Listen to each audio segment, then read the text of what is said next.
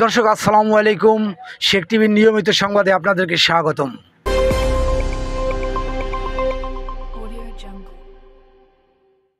Viewers, আজকে আপনাদেরকে জানাবো বানারীপাড়া উপজেলা পরিষদ নির্বাচনে কারা প্রার্থী হতে টাকা দাখিল করে চেয়ারম্যান ও ভাইস চেয়ারম্যান পদে প্রার্থিতা করতে আগ্রহ প্রকাশ করেছেন। সর্বপ্রথম আমি আপনাদেরকে জানাবো চেয়ারম্যান পদে যারা প্রার্থী হতে চান। এই তালিকায় সর্বপ্রথম যার নাম রয়েছে, যিনি বর্তমান চেয়ারম্যান এবং উপজেলা আওয়ামী লীগের সভাপতি আলহাজ গোলাম ফারুক। দ্বিতীয় নম্বরে রয়েছেন উপজেলা আওয়ামী লীগের সাধারণ সম্পাদক মাওলাদ হোসেন ছানা এবং তৃতীয় নম্বরে নাম রয়েছে সলিয়াবাগপুর ইউনিয়নের সাবেক চেয়ারম্যান জিয়াউল হক মিন্টু। ভাইস চেয়ারম্যান পদে প্রার্থী রয়েছেন 6 জন: আজিজুল ইসলাম, ইকবাল হোসেন, নুরুল হুদা, রাহাত হোসেন, সুলতান শিকদার, শরীফউদ্দিন কিসকিস। এছাড়াও মহিলা ভাইস চেয়ারম্যান হিসেবে প্রার্থী রয়েছেন সর্বমোট 5 জন।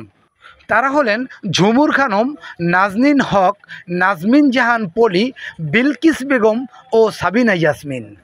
দর্শক, আজ 12ই মে রোববার প্রার্থীদের পত্রাদি ও যোগ্যতা যাচাই বাছাই চলছে। 19 তারিখ প্রত্যাহার, 20 তারিখে নির্বাচন হয়েছে 5ই জুন। দর্শক, নির্বাচনী সকল খবর জানতে শেখ টিভি 82-র সঙ্গেই থাকুন। আজ এ পর্যন্তই। আল্লাহ হাফেজ।